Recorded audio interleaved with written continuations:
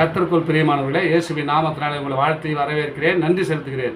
ஒவ்வொரு நாளும் இந்த வீடியோ மூலிமா உங்களை காண்பதில் மிகுந்த மகிழ்ச்சி அடைகிறேன். இந்த நாளிலே ஒரு வேத வசனத்தை காண்பிக்கிறேன். நீதிமொழிகள் 11ஆம் அதிகாரம் 24ஆம் வசனம் சொல்லப்படுகிறது. வாரி இறைத்தும் விருத்தி அடைந்தவனும் உண்டு, அதிகமாய் பிசினிதனம் பண்ணியும் வறுமை அடைந்தவனும் உண்டு. பாருங்க, வாரி இறைக்கிறான், தனக்கு என்ன பிறகு கொடுக்குறான், உதவி செய்கிறான். அவன் என்ன சொல்கிறான், ஆண்டவர் வாரி இறைத்தான், விருத்தி அடைந்தான், பெரியவன் ஆகிட்டான். அநேக இலவர்களுக்கு கொடுத்தானா, நீ கொடுங்கள் அப்போது உங்களுக்கு கொடுக்கப்படும் சொன்னார். நீ கொடுத்து பாருங்க, இல்லாதவர்களுக்கு நீ கொடுத்து உதவி பாருங்களேன், ஆண்டவர் வேறு மூலியமாக அவனுக்கு கொடுப்பாருங்க.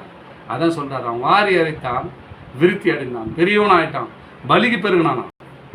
பிசிங்கித்தனம் பண்ணியும் அதிக பிசினித்தனம் பண்ணியும் வறுமை அடைவோரும் உண்டு. ரொம்ப பேர் அது மாதிரி இருக்கிறாங்க. நிறைய சொத்து வச்சுருப்பான், எவனுக்கு ஒன்று கூட ஈய மாட்டான். அதெல்லாம் கண்ணுக்கு தெரியாத ஹாஸ்பிட்டல், மருத்துவமனை எங்கெங்கே போய் செலவாகிடுவான். அவன் வறுமையில் தான் இருப்பான், ஆனால் பார்க்கறதுக்கு எப்படி இருப்பான், நல்லா இருக்கிற மாதிரி தெரியும். உள்ளுக்குள்ளே வேதனை, துன்பம், கஷ்டம். அதுதான் ஆண்டவர் சொல்கிறார், வாரி இறைத்தி விருத்தி வருவனும் உண்டு, அதிக பிசித்தனம் பண்ணி வறுமை அடைவரும் உண்டு. நிறைய வறுமையில் அடைக்கணும். இவ்வளோ பணம் இருந்துன்னா பிரயோஜனம், ஒரு பிரயோஜனமும் இல்லை. யாருக்கும் ஒருத்தர் செய்ய மாட்டோம், ஒரு பிரயோஜனமும் இல்லைங்க. நிர்வாணிய தாயின் ஒருத்தர் வந்து போகும்போது நிர்வாணியாடத்தோடு போக போகிறேன். எவ்வளோ சொத்து இருக்கும், எதுவும் செய்ய மாட்டாங்க. ஆண்டவர் பேசுகிற வார்த்தைகளை கேட்டோம். வாரி அரித்து விருத்தி அடைந்ததும் உண்டு, அதிகமாக பிசினித்தனம் பண்ணி வறுமை விடுவதும் உண்டு. வறுமை, எவ்வளோ சொத்து வச்சுருப்பான், ஒன்றும் இல்லாத போயிட்டுருப்பான். அவனுக்கு யாரும் உதவி செய்ய மாட்டான். அப்புறம் ரொம்ப வறுமையில் போடுவான்.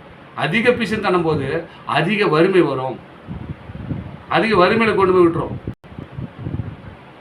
ஆண்டவர் கேட்குறாரு, நான் வியாதிப்படும் போது மருத்துவமனையில் இருந்து வந்து பார்த்தியா? நான் வஸ்திரம் போது எனக்கு வஸ்திரம் குத்தியா? நான் போஜனம் இல்லாத எனக்கு போஜனம் தந்தியா அப்படின்னு கேட்குறாரு. யாரை பார்த்து கேட்குறாங்க? யாருமே தேவனுக்கு நேரடியாக கொடுக்க ஒத்து கிடையாது. அவர் என்ன சொல்கிறாருன்னா, யாரெல்லாம் துணி இல்லாமல் கஷ்டப்படுறவங்களாம் நம்ம இருக்கும்போது அவங்களுக்கு கொடுத்தனா அதுதான் கடவுளுக்கே செய்த உதவி மாதிரி. யாரெல்லாம் சாப்பாடு இல்லாதவங்களாம் அவங்களாம் நீ ஒரு சாப்பாடு வாங்கி கொடுத்து பாருங்க, ஆண்டவர் அந்த பலனெல்லாம் ஆண்டவருக்கு தெரியும். என் கண்கள் பூமி எங்கே உலாவி கொண்டு என்ன பண்ண அவருக்கு தெரியும்.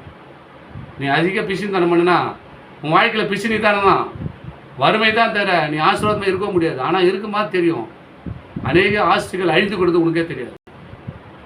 ஆண்டவர் பேசுகிறார். அந்த வசனத்தை நல்லா கூர்ந்து கவனிங்களேன். வாரி இறைத்து, எனக்கு இல்லைனா கூட சில பேர் கொடுத்து உதவிடுவான். வாரி இறைத்து விருத்தி அடைந்தவனும் உண்டு, அதிகமாக பிசினித்தனம் பண்ணியும் வறுமை அடைந்தவரும் உண்டு. அநேகர் வறுமையில் இருக்கிறாங்க, பார்த்துருவோம். எவ்வளோ சொத்து எப்படி தான் தெரியுமா, எப்படி ஆகிட்டான் பாரு, ஒன்றுமே இல்லாத வெறும் ஓட ஆகிட்டான்டான்னு.